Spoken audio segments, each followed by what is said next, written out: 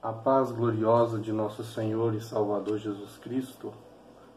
Estamos dando início a mais uma aula da Escola Bíblica Dominical das revistas da CPAD, que tem por título Batalha Espiritual, o povo de Deus e a guerra contra as potestades do mal. Para o dia 3 de fevereiro de 2019, o título da lição diz, a lição 5, um inimigo que precisa ser resistido.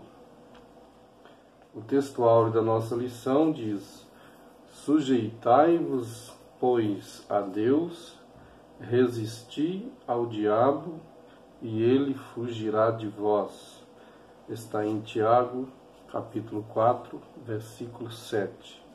A verdade prática: o Senhor Jesus provou na tentação do deserto que o diabo não é invencível. O texto para a nossa meditação está na carta do apóstolo Tiago, capítulo 4, versículo 1 ao versículo 10. Então, nesse dia, o nosso comentário gira em torno das palavras inspiradas pelo apóstolo Tiago. A carta de Tiago é uma carta completa por cinco capítulos, 108 versículos, e nós estaremos então meditando neste texto do capítulo 4, do versículo 1 ao 10. E a nossa lição bíblica está dividida com o primeiro ponto, a epístola de Tiago, que tem por divisão os itens dizendo destinatários, segundo item conteúdo e o terceiro item tema. E o segundo ponto, os deleites da vida, que está dividida nos itens que tem por título dizendo guerras e pelejas. O segundo item, os deleites. E o terceiro item, cobiçosos e invejosos. Quarto item, adúlteros e adúlteras. E o terceiro ponto, resistindo ao inimigo. Tendo aí os itens, Tiago apresenta a receita para resistir ao inimigo, submissão a Deus, os lamentos e os resultados, né? Então são estes o tema da nossa lição. E para contribuir com a Escola Bíblica Dominical, eu estava pensando aqui no versículo de número 5 deste texto, que diz assim: ou cuidai-vos que em vão diz a Escritura, o Espírito que em nós habita tem ciúmes. É bom observar que este versículo de Tiago, na verdade, está aqui fazendo uma pergunta. Ele faz uma pergunta: o Espírito que em nós habita tem ciúmes? E no versículo 6, ele diz assim: antes da maior graça, portanto, diz Deus, resiste aos soberbos, porém dá graças aos humildes. Deus resiste aos soberbos, dá, porém, graça aos humildes. Parece ser a resposta da mesma pergunta que ele faz quando faz uma referência ao Espírito de Deus que habita em nosso viver. Pois a Bíblia diz que somos templo do Espírito Santo. Quando nós lembramos do posicionamento desta pergunta que faz Tiago para os leitores dispersos na terra, cristãos de todos os tempos e épocas, onde chegaram estas palavras de Tiago, esta pergunta que Tiago faz, às vezes tem sido mal entendida como sendo Deus santo, seu Espírito é santo, e ter ciúmes. Nós sabemos que ciúmes está registrado na lista das obras da carne. E quando nós observamos no Antigo Testamento, quando Deus relacionando com o povo de Israel, o povo de Israel, por não observar os estatutos de Deus, os preceitos e os mandamentos divinos, muitas vezes Israel não cumpriu. E quando nós observamos no capítulo 20 de Êxodo, os primeiros 3 mandamentos resume com uma expressão de Deus dizendo assim que Ele é Deus zeloso. Quando a posição daquelas ordenanças dos primeiros 3 mandamentos era Deus requerendo que o povo de Israel não se dobrasse diante dos ídolos, não fizessem para si imagens de esculturas e tivesse o único Deus, o Deus verdadeiro, que era o nosso Deus, o Deus verdadeiro, o Deus santo. E quando Deus faz esses requerimentos para Israel, Ele adverte naquele 3º mandamento que Ele é Deus zeloso. E quando nós estudamos a palavra ciúmes, no hebraico, também como na língua grega, ciúmes tem um paralelo com a expressão zelo. E como entender isso se o termo ciúme está relacionado às obras da carne?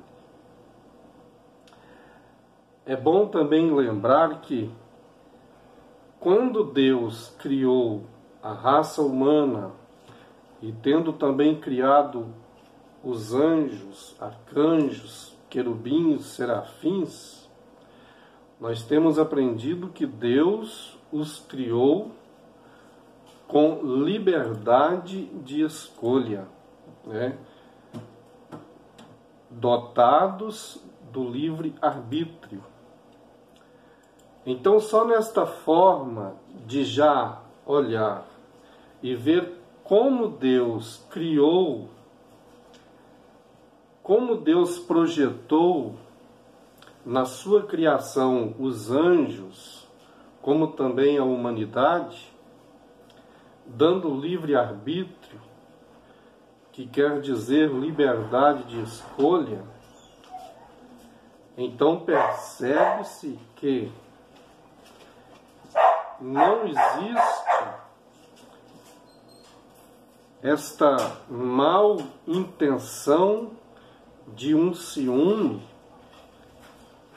que é atrapalhador e que vai causar consequências. Então, quando analisamos a palavra ciúmes no sentido hebraico e grego, vamos entender também que existe ali o ciúmes positivo e o ciúme negativo. E quando nós trazemos isso para a nossa linguagem portuguesa, porque a Bíblia é um livro diferenciado de outros escritos, porque ela teve princípios aramaico, hebraico, e o latino veio trazendo para as demais linguagens esta dificuldade de, às vezes, entender certas versões da palavra bíblica. Então, quando Tiago está colocando aqui o relacionamento entre os cristãos,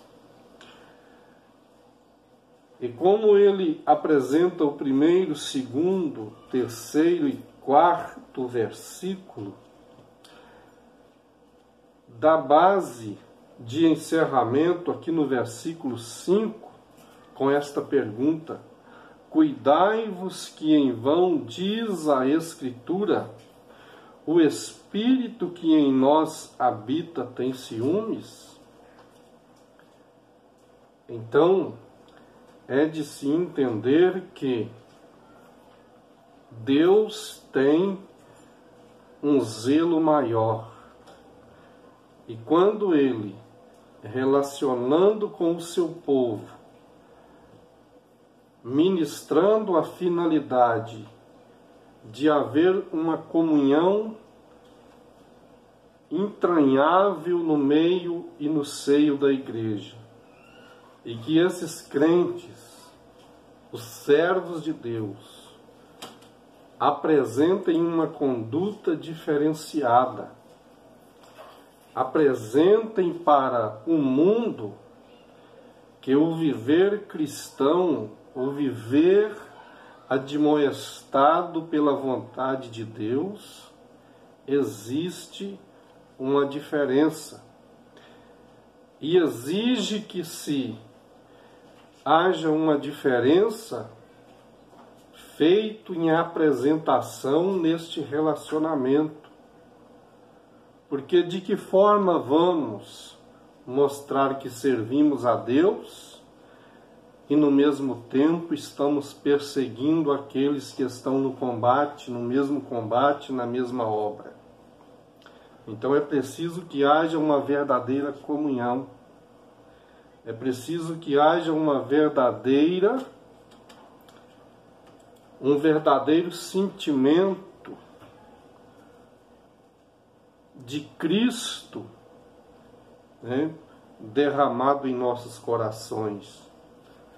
O versículo diz assim, o versículo 2: cobiçais e nada tendes, sois invejosos.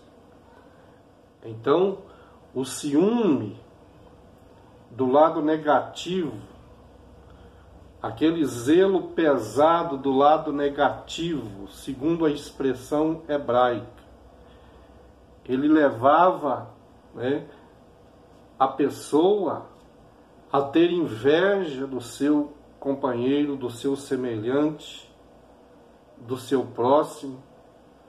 Então este ciúme aqui não é o ciúme e nem é o zelo de Deus.